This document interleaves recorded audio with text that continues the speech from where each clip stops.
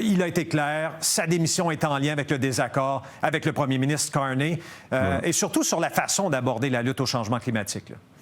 Oui, vraiment. Donc, je pense qu'on peut souligner son geste là, au niveau de l'environnement. Donc, c'est sûr que son parcours de vie, c'était l'environnement. Alors, bon, de suivre ses convictions, je pense que dans la population, ça va être apprécié.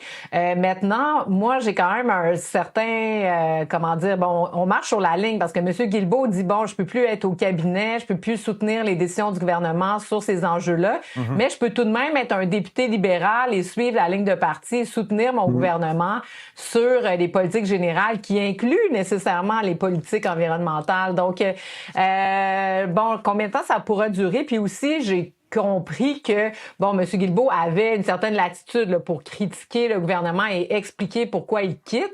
Mais pendant combien de temps là, il va être en mesure d'envoyer là, des petits coups de jarnac comme ça à son parti? Je suis pas sûre que ça va être toléré très, très longtemps. Avant de t'écouter, Marc-André, on va l'écouter, M. Guilbeault, justement.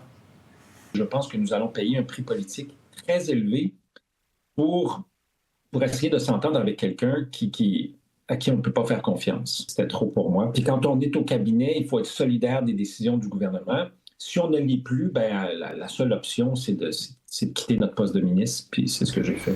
Alors, Marc-André, ce qui était trop, ce qui a fait déborder le vase, c'est ce fameux projet de l'éoduc avec l'Alberta, là.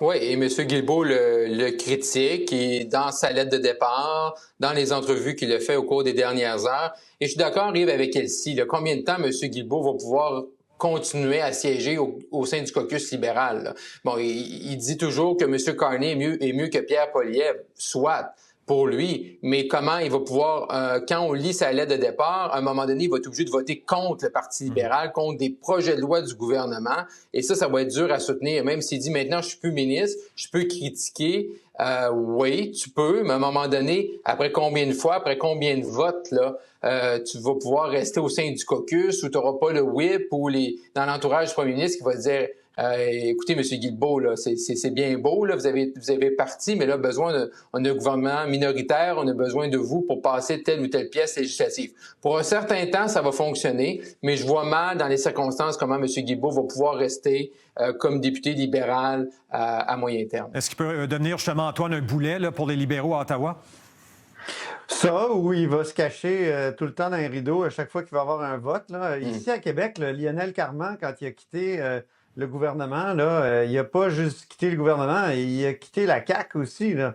Il siège comme indépendant, même si il a fait l'accolade à François Legault. Pourquoi? Parce qu'il disait, ben si je reste, ça veut dire que je cautionne la loi 2 sur les médecins, puis on sait que c'est difficile à la maison avec ma femme et ma fille. Et je veux pas que personne pense que je cautionne ça. Alors, M. Guilbeault, lui, si on transpose ces principes-là à Ottawa, ben il est en train d'appuyer, au fond, ce qu'il dénonce. C'est une situation intenable, là. Il va falloir qu'il parte à un moment donné, mais on apprécie sa liberté de ton, là, hier. Et ce matin, je l'ai trouvé très clair, même qu'il s'est permis de traiter, lui, l'ancien lieutenant du Québec, traiter le gouvernement du Québec d'autoritaire. Et, tu sais, des gens à côté là, qui ont traité le gouvernement du Québec de presque fasciste ou tout ça. Et donc, lui, comme député du Québec, trouve que c'est ça, là, la CAQ. Je trouve qu'il va très, très, très loin. Et bravo pour la liberté de parole, mais justement, il pourra avoir un débat sur ces affirmations. Magali Picard va être d'accord avec M. Guilbeault.